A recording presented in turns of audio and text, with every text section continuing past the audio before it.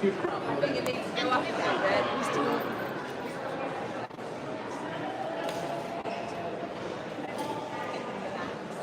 Any better? Is that better?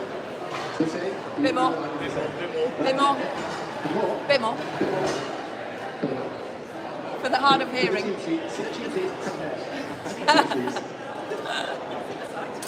Okay, we're going to get going. Hello everyone, my name's Adam Johnson, which most of you already know. I've never met you before, so you want to tell us what I don't know. Thanks for coming. Thank you very much for coming. I appreciate you putting this today. Yeah. So my talk today, I'm going to show you some photos that I've taken down the years. Hey Paul. I'm not going to talk about it, but like, if you're interested in that kind of stuff, the exit is there. But what we'll do is tell you a little bit of the story behind some of the photos, and then kind of break down the technicals, if it's a technical type of picture. So just this first one, that's the whole talk, that's what it's all going to be, but it's going to be good, promise. Hey guys, thanks for joining us. So this first one, the story behind this one is that it had been a very, very rainy wedding day. It rained all day, but the biggest feature of this particular venue was this perfectly quiffed, what you would say, topiary garden. And by the time it stopped raining, it also got dark, and this garden was pitch black. But I knew that this couple would have really wanted a shot in the gardens if they'd been able to earlier in the day, which was impossible because it rained all day. So my challenge to myself at that point became, how can I give them a picture of the gardens despite the fact that it's gone dark? And these gardens were completely unlit, there was nothing, it was just pitch black. So I spent a bit of time thinking about it. It's actually a very simple shot technically. And this is a flash, this is my flash. It was on full power, and the reason I put it up here, it was on like a fountain, it's bounced on a fountain, that's why it's quite high up. Because I knew that if I backlit the gardens, I'd get the shape and form of all the plants and stuff. So that's why the flash is there. And then it just became like, how can I light the couple? And actually they're just lit with a continuous light because otherwise I'd never have been able to focus on them. So I needed a continuous light, so there's a continuous light. It was just in this little gap in the hedge here. So they're just lit with one continuous light, and that's a flash. And then what we do for every picture is show you the raw. So that's the raw file from the same image. So that's the raw, and that's the edit. So the only things I've done in the edit were that I didn't like this alien life form up here, so that one. Everything else is just really getting as much of the detail as I could out of the stuff that wasn't necessarily showing it in the raw. Just so, because the whole point of the picture was to show the garden around the couple as much as it was a picture of the couple. So yeah, not much to it, not much to the edit on that one. Just about showing some more of the detail that wasn't necessarily picked up on a flash. But I mean, it's shot 1600 ISO, so there is a bit of noise in the sorry, that's the previous one. There is a bit of noise in the shadow here, but it's not so much that it destroys the picture. So that's that one. That's that first picture. The next photo I'm going to talk about is this one. Totally different picture, documentary moment. The story behind this one is that, by the way, this is my mum. She was a guest of this wedding, so that's my mum there. The story behind this picture is that it was quite a theatrical wedding, and in the build to the wedding, the bride especially had talked a lot about the fact that they were having a very theatrical drinks reception with these aerial champagne waitresses hanging from the ceiling to dispense people champagne. So, and she basically, that was the thing she cared about her wedding. So in my head, like, how can I really make sure that the thing she cares about is photographed epically? So they had a church ceremony, and as soon as I was able to, I left the church to get to the reception venue, because I knew it was a dark venue, and I knew I wanted to set up flashes to be able to capture this in a theatrical way. Most of the room this took place in was just a standard lobby really, but Tony's second shot as well, so she won. But it was just kind of a standard lobby, and it was lit red. It was lit deep red. Everything was just red. And I mean, we all probably know that cameras hate photographing red. So I knew I wanted to use flash to create even lighting or straight kind of lighting that I like. So there's actually three flashes going on in this photo. The one you can see is in the background there. The reason it's hazy is as well as it being red, they put in some haze, so it was a hazy room. So one flash here, one flash from somewhere over here, that's why there's little bits of light getting to the couple there, and same on that side, that's why there's light getting to Michael on this side. And yeah, that's the story of the picture. And then for me, like compositionally, I quite like abstraction. So I didn't want to show that they were dangling from the ceiling on ropes or from hoops. I wanted the abstraction. And the story is that, for me, the story is that they were giving people champagne. So that was the story that I wanted. I didn't want to say that there were champagne waitresses dangling from the ceiling at this wedding. I wanted it to be about. I mean, if I was to critique this image anymore myself, I wish I could see who this person was. Or if I was the couple, I would be like, I wonder who that is. Is that Uncle Kevin? Or is it Uncle Paul? Like, I wish I knew who that person was. But I could also, like, as a photographer, I like the abstraction. I like the fact that it raises questions and makes people go, well, what is going on? So, like, a lot of people, the reason I put this in this talk is that a lot of people ask me about this photo over the years. And I think the reason it raises so many questions is that because of the abstraction. I'll show you the raw. So, not much difference between the raw and the edit. Just a crop, really, and then a little bit of a tweak of some of the colours. In the raw, like I felt like I needed to darken down some of the details on the people to get a bit of to make sure the attention is on what I would call the moment in this picture here. But apart from that,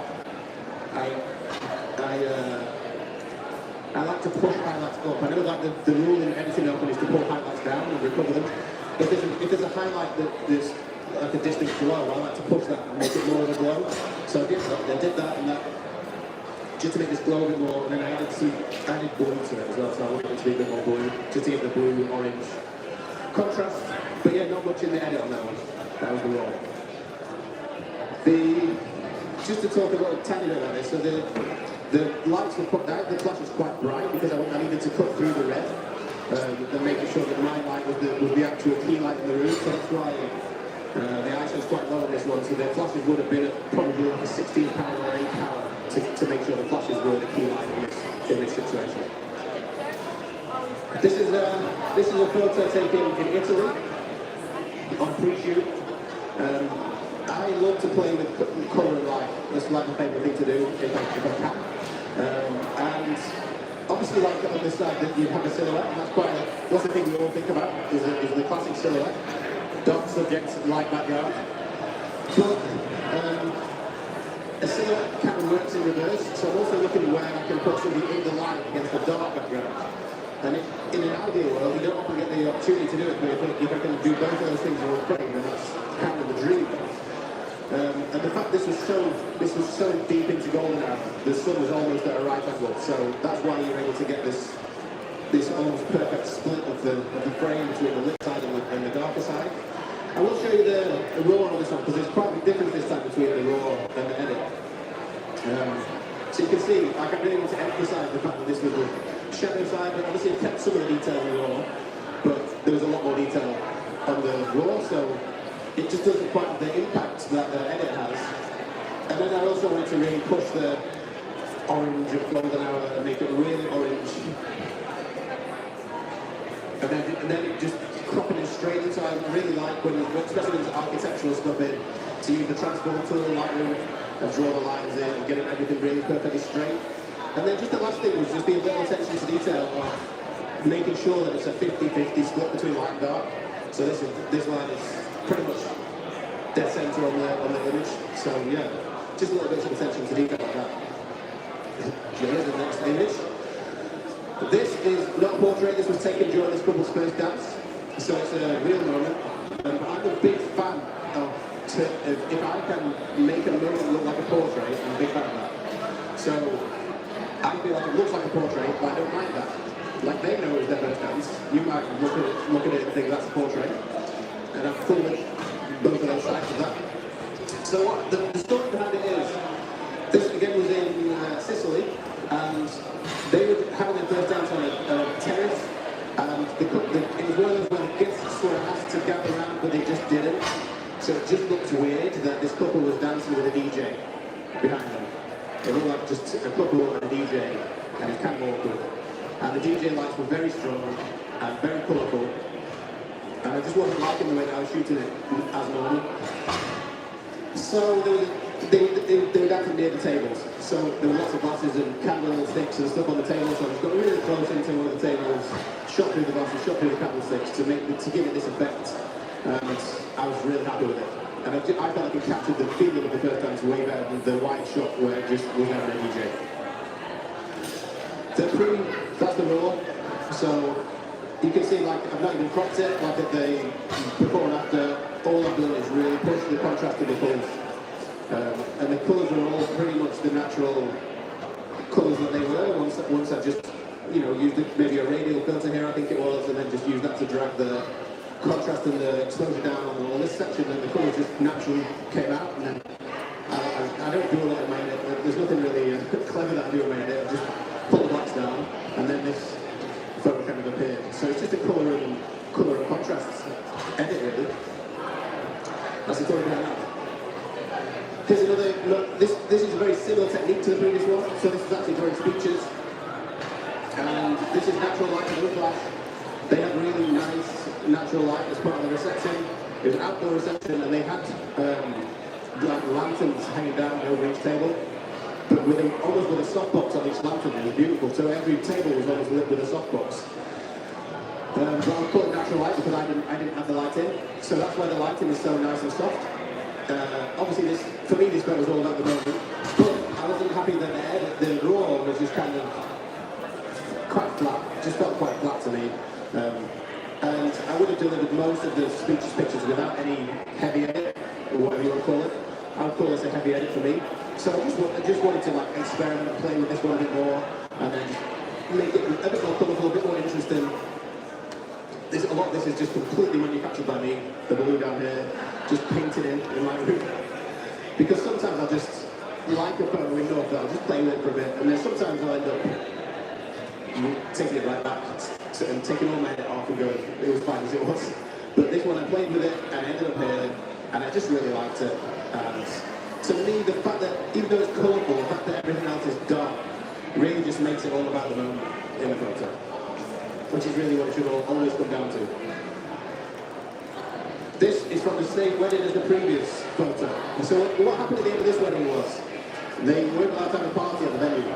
So they booked a space at a local club that the public were also in.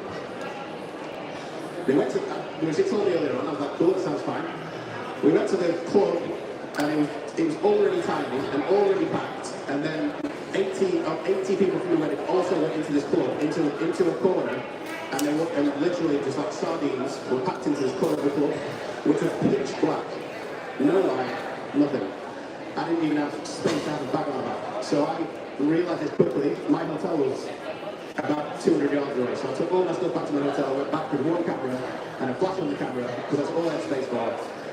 And you can see in the exit, so it's effectively a drag shutter photo, half a second exposure at 16, because I wasn't going to be able to focus on people. I had to just lock in the focus and then just point the camera and hope that no one was happening. And at some point, I took a picture in this direction, and I noticed that this was like a mirror. It was like a circular mirror on the wall with anything there. It was just like one of those mirrors that had like bits sticking out from the side of it, and the way that reflected on the picture that I saw earlier when I was shooting, I thought that could be interesting as a halo. If I could get that around somebody or something, that'd be cool. So I just kept shooting toward this mirror.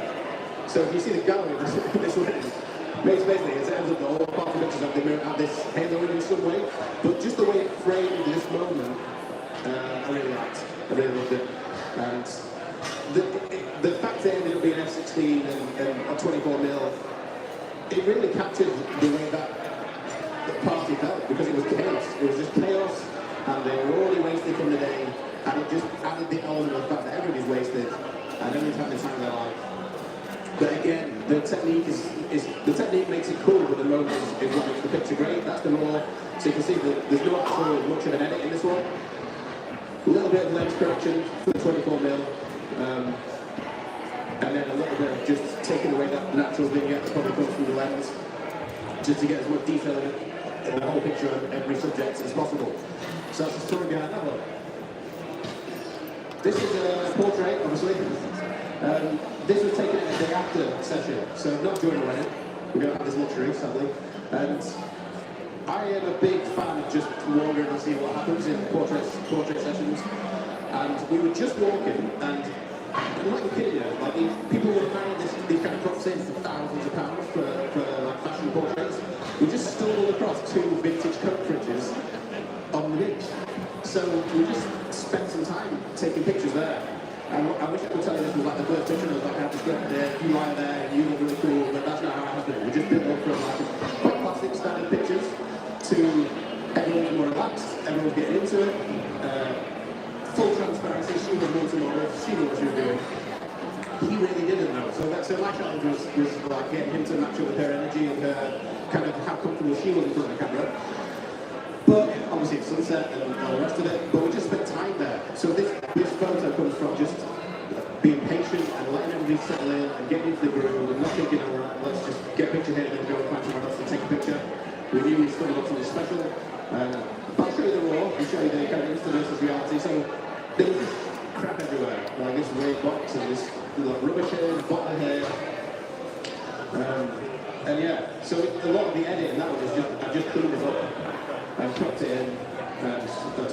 Turns out there's two different versions of the same picture. She's smiling on the raw. So yeah, took a smile out.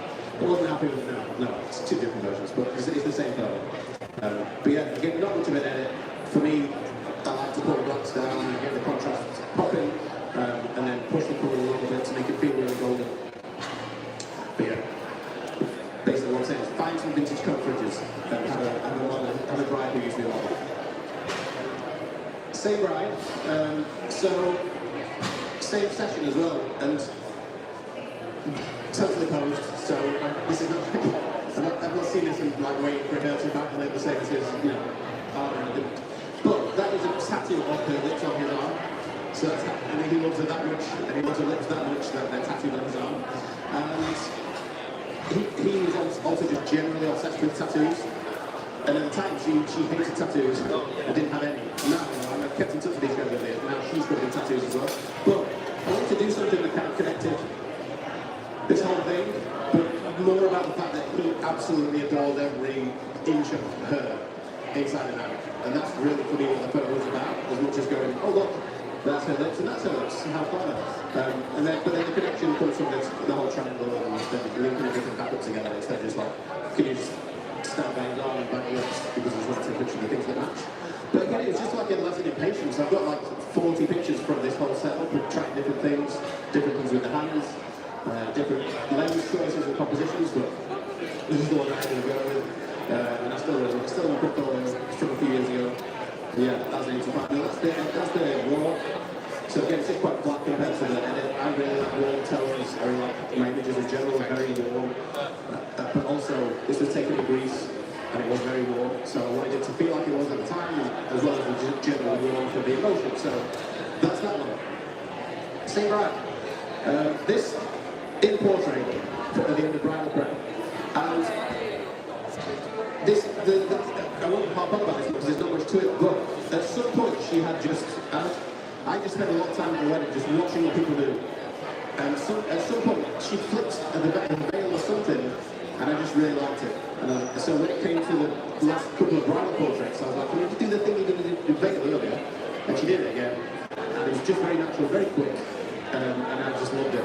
Look how it turned out. But there's nothing more to it than that. It wasn't like just practicing lots of things and trying lots of different wacky ideas. I'd seen her do it earlier on, and thought that looks really good.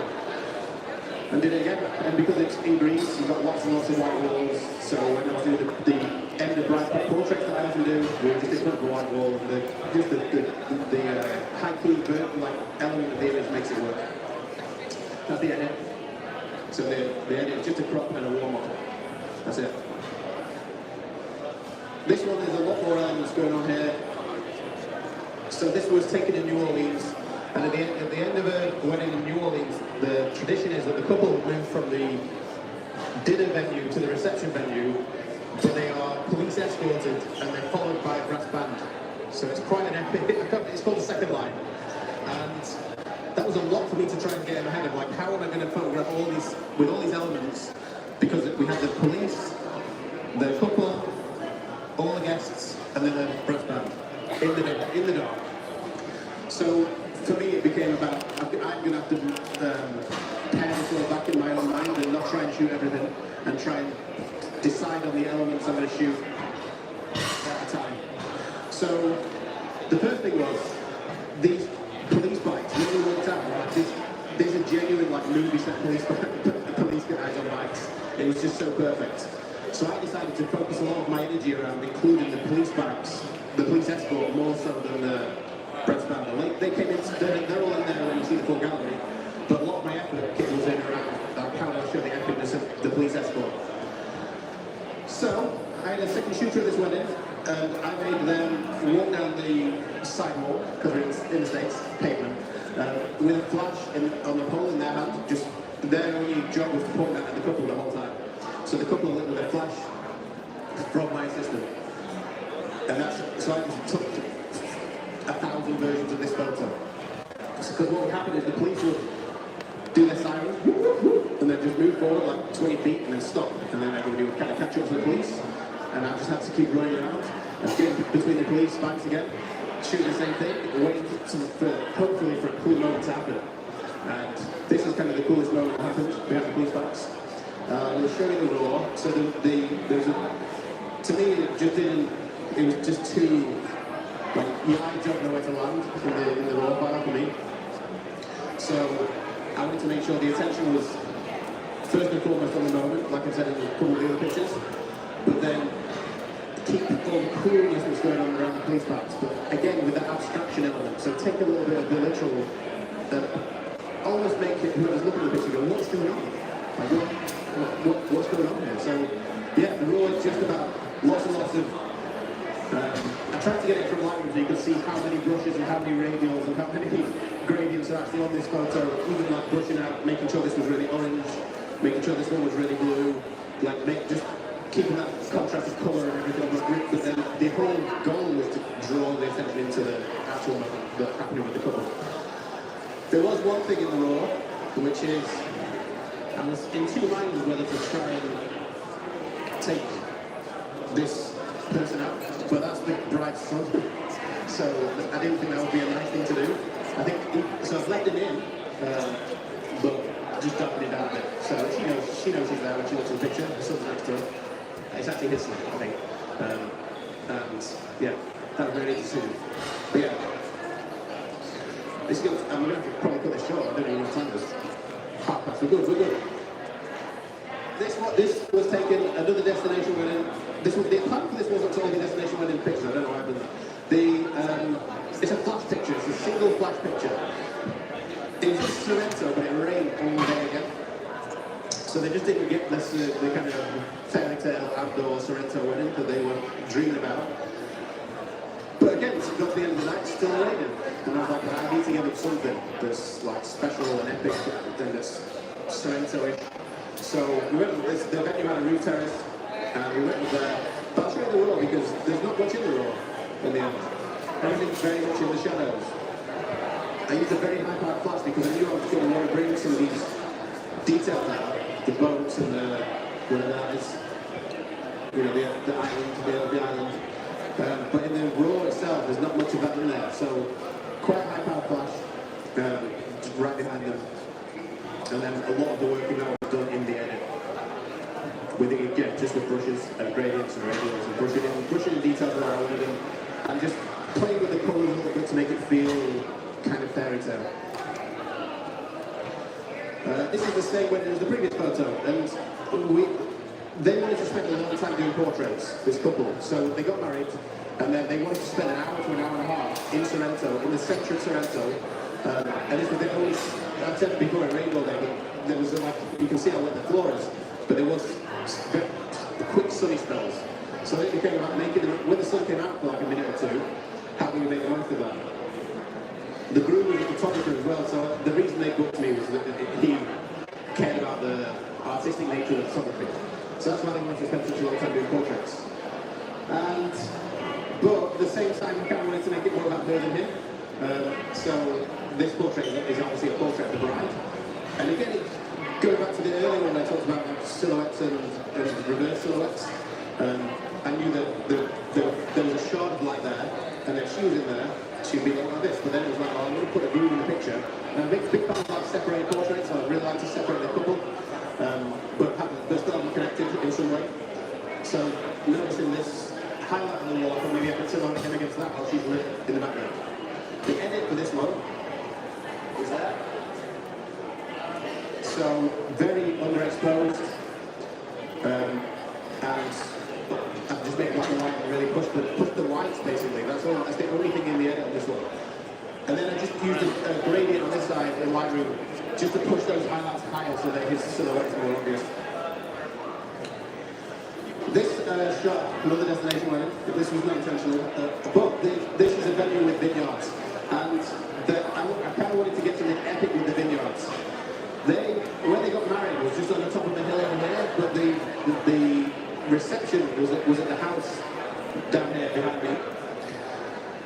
And I knew everybody was going to walk from there from one side to the other side, and there was a road down here, that's where all the guests went. But I thought I could get you something cool and a bit epic, and they had this framed this size in their house, by the way, so it paid off, because the way we did it was I went to the house, photographed all the guests going to the house, stayed at the house, and then ran the groom, told him where to go and where to walk down, based on the composition that I found when I was at the house. And then that's it really. So I just ran him and told him what to do. Directed in the same way that I would have done if I was stood in front of him. I mean, it doesn't matter the direction doesn't matter too much because they're so tiny. But yeah, it ended up being kind of just this cool epic Tuscan video picture. The edit is there's no crop.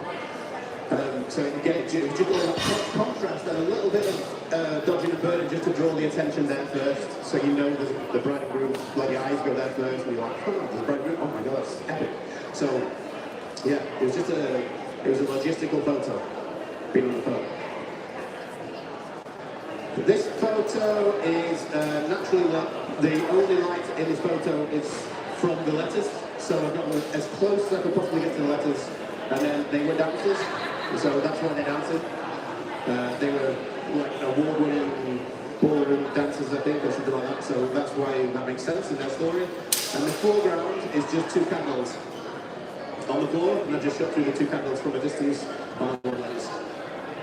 The edit on this one is not much, as you can see. Again, it's just contrast and just brushing in some details on their faces. Because on the raw, like, there's just not much detail on their faces. But brushing that little detail up there. This is a first dance in a really shocking venue, really just an ugly venue. This is just like a breeze block room with very minimal decor, and it just, for me, if I just any way I tried to shoot it, I couldn't make it look good. So I knew I was going to have to add elements into the frame to try and add the interest and make the pictures interesting. And again, for me, it's always like, how did it feel for the couple, and how can I make it feel like that when they see the picture? So this was the only decor with this love sign, and I thought, well, that's the only decor, they're going to want to see that. So I made sure that was part of the composition. I don't know if you can't see it as much maybe on the screen, but the guests are here watching, so it's important for me to include that. But again, they were a bit further away than I was hoping they would be, so there's not really much of a connection between the two of them. And then they had a canvas, loads of strings of fairies that dangling down. So then I'm stood on a pool table. That tells you how all the decor was like in this room. I'm stood on a pool table, and I just tried to, I was holding like a string of fairy lights and bringing it across and trying to put it from the camera and just experimenting with that for the whole first dance. So that's it's just a technique to picture really. Not much in the edit again. I prefer orange to yellow, so there we go. So all the yellows will move to orange, and then I just brushed in to make sure you could see as much detail as possible on the guests themselves. But yeah, that's that one. This photo was taken in a lift in a London hotel, and it was just because when she got in the lift to go down to the ceremony, I noticed that the lighting was really good in there. So we just played with it for literally a minute or two. That's the edit. And that's the raw, and that's the edit. So again, just some brushes, just to push the colours into more interesting places. A couple of clones, just to get rid of the lip bones here. Nowadays, with generative AI, I probably would have removed that as well because it wouldn't take long. Just to keep the symmetry going. And the green lights that you can see on the roll, they were there anyway, they were just there as the lift doors closed. So this was taken as the lift doors were closing, just to make sure we had the green lights. This one, which I think may be the last one, again, it's just to play on the same thing, the whole silhouette, the light against dark against light thing. And then the abstraction side of my work. So I wanted the abstraction. So this was taken in Norway, and this is just these swords are as big as they look. There's no camera tricks happening here. These swords are this size, and we went there at sunset, and I took loads of those kind of pictures. Steve always calls them the there it is and here I am pictures. It's like sword behind and a couple in front. There they are, and here I am. You know, so I took a lot of those type of pictures. But then I wanted to make something artistic that was like, what's going on with the huge, why is that huge sword there? And, yeah, so then I can't go, it's just a lot of the time about keeping your eyes open and watching what's going on naturally. So one of them maybe walked through, and I just saw them pass through a shadow as they walked from one side to the other. And I was like, oh, that was cool. So again, I tried some of the stuff that I showed you earlier on with the one person lit, one person in silhouette, and it just wasn't quite working. So then I just played with it and ended up with them facing away, two silhouettes, like shooting upwards towards the swords to get the abstraction to move the ground. And again, in the raw, not much difference. So it just became about making sure the colour play was there, bringing the orange out on the swords, a little bit of a crop because you can just see some half rules down here, crop them out. And yeah, that's that one. I hope that was useful and enjoyable. That was my talk, and I'm here for questions all day if you have any. There's also at the end of it, I'm Adam from Fedwell as well, was ALJ. And if you want to talk to me about that, or if you want to talk to me about any of this stuff, we're out for the day. And at the end of the day, 3 p.m. today, we'll have a panel discussion here with all of these speakers by me and Steve. The next talk is at 12, which is Your Place Studios. We're going to interview Your Place Studios on this stage. So come back for that, but feel free to have a wander around in the meantime. Thank you guys. Very, very, very good and inspired.